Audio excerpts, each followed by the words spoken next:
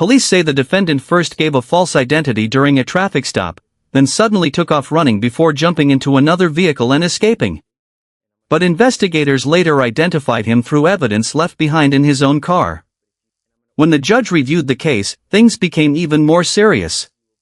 The court heard allegations of aggravated robbery, a violent pistol whipping attack, and a separate police chase reaching speeds of over 100 miles per hour. Because of the defendant's history of fleeing, using false information, and the violent allegations, the judge ruled that he posed both a flight risk and a danger to the community. Bond was set at $20,000 on each case, along with strict conditions, including no driving, no weapons, and GPS monitoring if released. Do you think the judge made the right decision, or should the defendant have been given another chance? Let us know in the comments. That he does not have his identification card with him, and the defendant gave a fictitious name of Fisher Leroy, and the officer walked back to his patrol vehicle to double check, and the officer then observed the defendant exit the vehicle and sprint away despite giving him orders to stop. Pull a pistol from his waistband and pistol whip him with it multiple times on his head and face area, causing multiple cuts and bruises to his head and face area. As he proceeded to fall down on the ground, he continued to strike him in the head and face area with a closed fist and then stomp on him. Sir, you were charged with evading arrest or detention. On that case, you're facing up to a year in jail and or a $4,000 fine. You're also charged with failure to identify oneself to a peace officer while being a fugitive from justice. That kicks it up to a Class A, so you're also facing a year and or a $4,000 fine on those cases as well. We're going to do probable cause. You have the right to remain silent. Anything you say can and will be used against you. You have the right to have an attorney present if you cannot afford one. One will be appointed to you, sir. Yes, Judge. On January 31st, 2025, the officer observed the defendant's vehicle run a red signal light at the 3400 block of Live Oak Street in Harris County, Texas. The officer further observed the vehicle completely failed to stop at a red signal light. The officer made contact with the defendant, who was observed to be behind the driver's seat of the vehicle, and the defendant stated that he does not have his identification card with him, and the defendant gave a fictitious name of Fisher Leroy with date of birth January 1st, 2006. The officer ran the name through NCIC and found a DPS picture that does not remotely resemble the defendant. The defendant was asked if he was given the correct information, and the officer walked back to his patrol vehicle to double check, and the officer then observed the defendant exit the vehicle and sprint away despite giving him orders to stop. The officer ran after the defendant and observed the defendant get into another vehicle, the passenger side. The other vehicle drove away, and the officer gave the last direction of travel over the radio, but was not able to locate the vehicle. The officer walked back to the defendant's vehicle, secured it, and conducted an inventory check, finding a debit card inside with the name Kendrick Davis.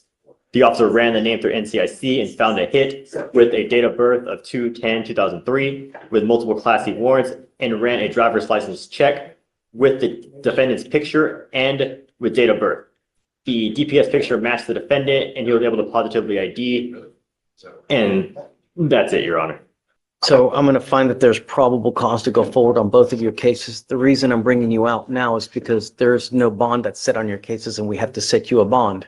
One of the things that I use to determine on what to set a bond is how dangerous you are, because I've never met you before. I don't know you, and all I know is that you've got a birthday in 5 days.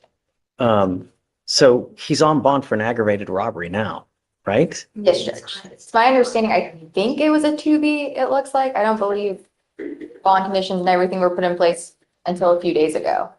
So the charging instrument was filed November 13th of 2024.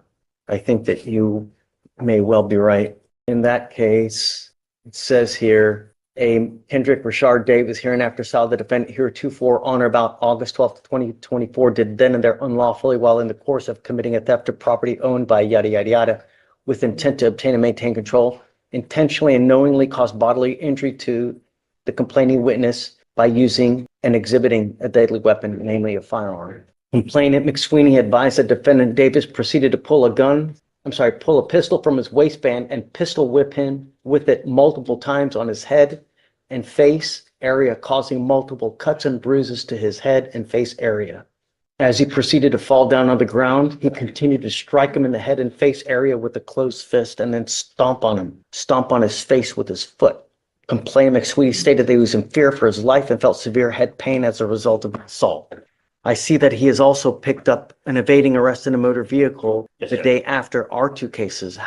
Oh, I guess that's how they caught up to him, right? So They they must caught up to have. him and they found him, and that's when they arrested him on that, and then got picked up on leave, I believe. Okay, so what happened in that case? Is he like driving 100 miles an hour? Is he? Yes, Judge, it says that the officer observed the defendant conduct an improper turn and failed to turn into the correct designated lane. They activated their lights and sirens, and the defendant evaded at speeds of 90 to 115 miles per hour for 3.5 miles on the highways and multiple residential and business streets. Okay. I think that you are an extreme danger to our public, and I'm going to do everything in my power to protect our public. The first thing I'm going to do is I'm going to be with me today, promising me you're not going to drive. I don't give a rat's behind what is going on in your life. I don't care if there's a burning building. You have to say 50 kittens. If I find that you drive, I can have a contempt hearing. You can be facing an additional 6 months of jail and a $500 fine every time you get into a car and drive. Do you understand? Yes, sir. I am also putting in this affidavit that you're not supposed to be in possession of any weapons as well. If I find that you have a weapon, because I don't know if you're going to get out or not, and because these cases, because of the nature of the aggravated robbery, because of the nature of this one, I'm making his bonds high, I'm going to set them at 20,000 each. So can I make an argument? Yes, Okay. absolutely. you, I Judge. don't want to get ahead of myself, please. Yes. So I was appointed to Mr. Davis this morning. I was able to talk to him a little bit in the holdover. We are requesting PR bonds for both of the cases. He's 22 years old.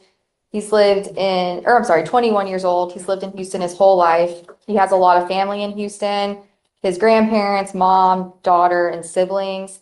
Prior to being in custody, he was working at Builders First Source for around a month.